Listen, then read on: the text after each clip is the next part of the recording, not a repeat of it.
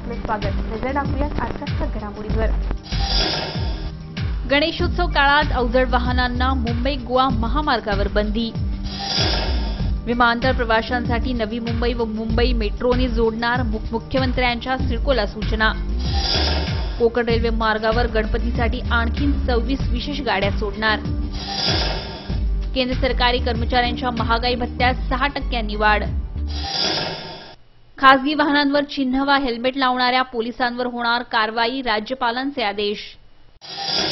जैन धर्मीयांच्या पर्युषण पर्वामुळे नवी मुंबईतही मांस विक्री बंद. पुन्हा एकदा स्वागत. केंद्र सरकारी कर्मचाऱ्यांच्या महागाई भत्त्यात 6% वाढ करण्याचा निर्णय बुधवारी झालेल्या केंद्रीय मंत्रिमंडळाच्या बैठकीत घेण्यात आला. या वाढीमुळे कर्मचाऱ्यांचा महागाई भत्ता 113% वरून 119% झालाय. याचा थेट लाभ तब्बल 40 लाख केंद्र सरकारी कर्मचारी आणि 50 लाख निवृत्ती कर्मचाऱ्यांना होणार आहे.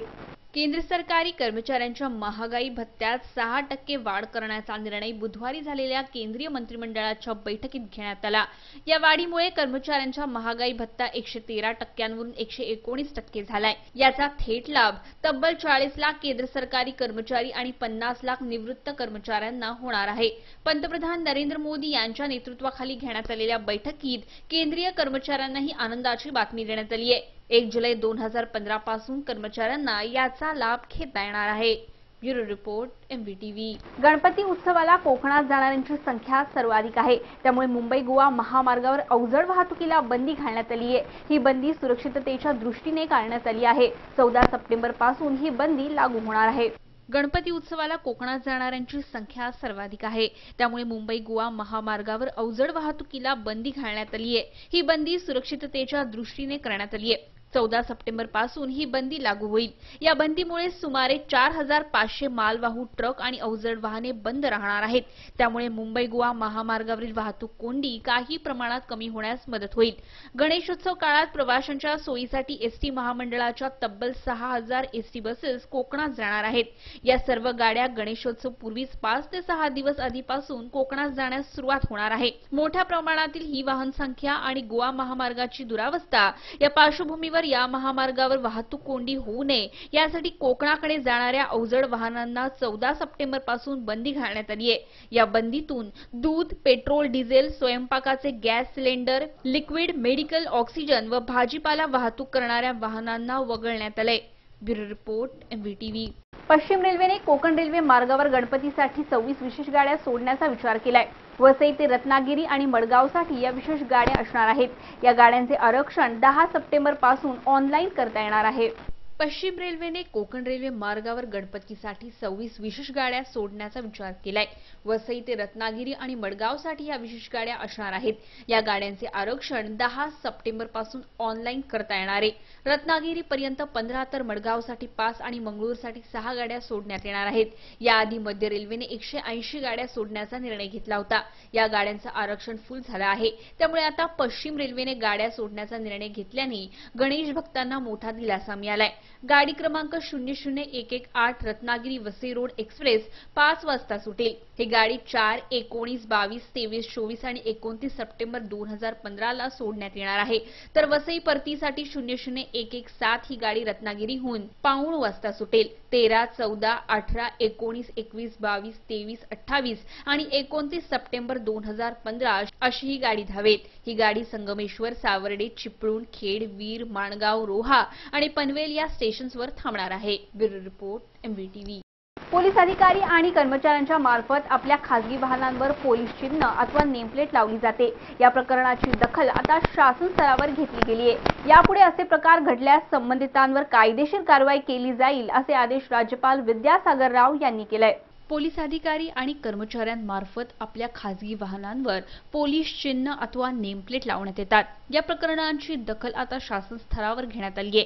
यासंबंधीच्या अनेक तक्रारी शासन दरबारी पोहोचल्या आहेत. त्यामुळे हे बेकायदेशीर ठरवत पोलीस अधिकारी कर्मचाऱ्यांनी यापुढे पोलीस विभागाचे चिन्ह वा पोलीस अशी पाटी लावू नये अशी सक्त सूचना देण्यात आली आहे. तसेच या सूचनांचे उल्लंघन केल्यास संबंधितांवर कायदेशीर कारवाई करण्यात येईल असे आदेश राज्याचे राज्यपाल विद्यासागर राव यांनी जारी केले आहेत.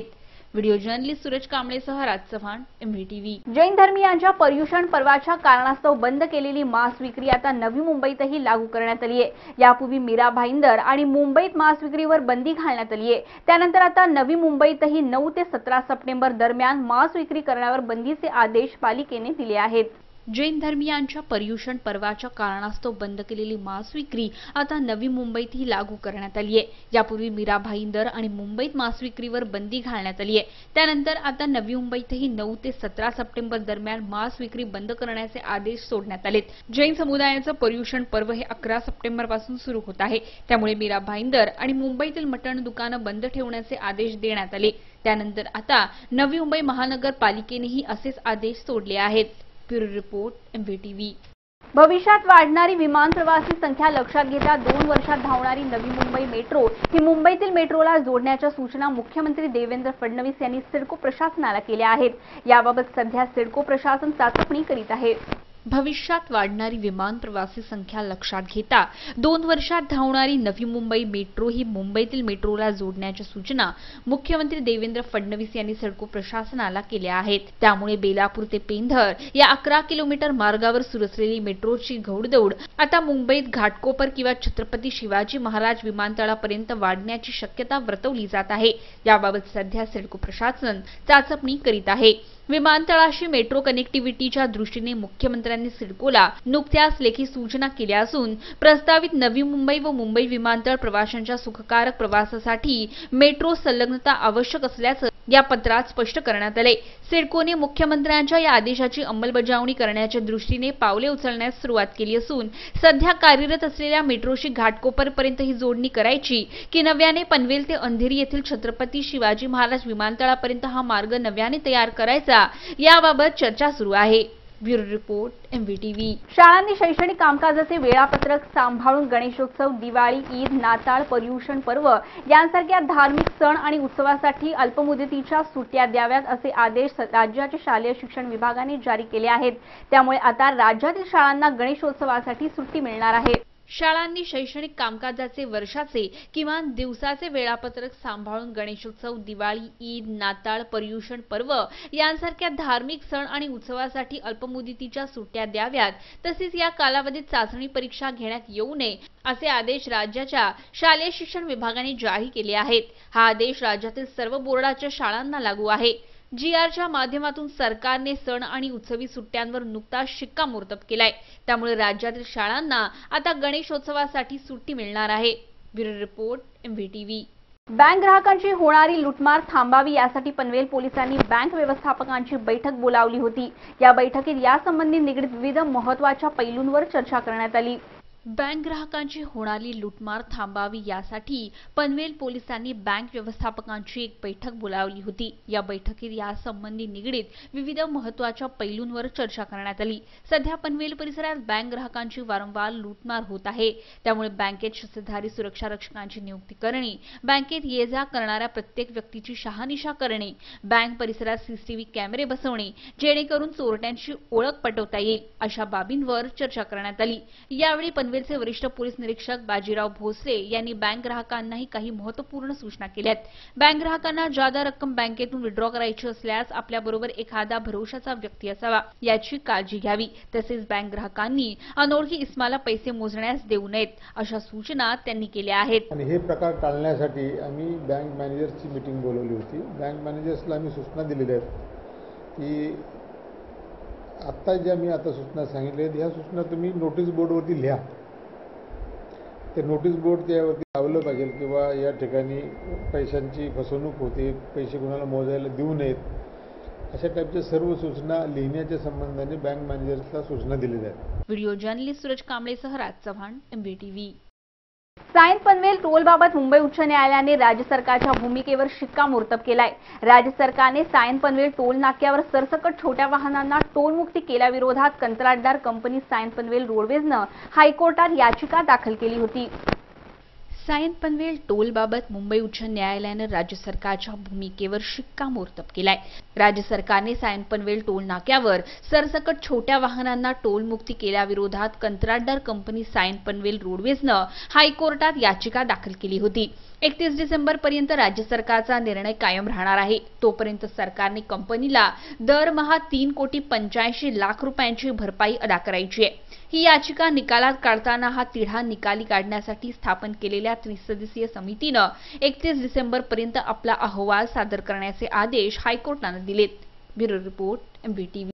चलनात नसलेल्या सोन्याचा साठा चलनात आणण्यासाठी करमुक्त व्याज देणाऱ्या सुवर्णठेव योजनेचा प्रस्ताव केंद्रीय मंत्रिमंडळाच्या बैठकीत बुधवारी मंजूर करण्यात आला. अर्थमंत्री अरुण जेटली यांनी ही माहिती दिली आहे.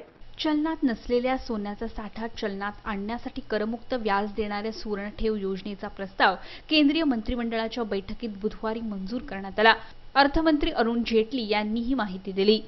देशातील नागरिकांकडे तसेच विविध संस्थांकडे सुमारे 60 लाख कोटी रुपये मूल्याच्या सोन्याचा साठा पडून आहे. हा साठा चलनात आणण्यासाठी सरकारने सोने रोखेच्या माध्यमातून नवीन योजना आणली आहे.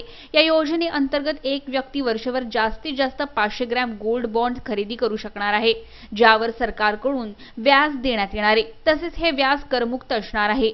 या योजनेअंतर्गत सोने जमा करणाऱ्यास 2.5% दराने व्याज देण्यात येणार आहे. Bureau report MVTV. MVTV वृत्तवाहिनीवरील बातम्या आता तुम्ही media.mvtv या YouTubeवरील लिंकवरही पाहू शकता. तुम्ही आम्हाला संपर्कही करू शकता. संपर्कासाठी दूरध्वनी क्रमांक 27571494. तुम्ही तुमच्या प्रतिक्रियाही आम्हाला कळवू शकता. त्यासाठी आमचा ईमेल ID आहे media.mvtv@gmail.com. आजच्या बातमीपत्रामध्ये इतकंच. पुन्हा भेटूया पुढच्या बातमीपत्रात. तोपर्यंत नमस्कार.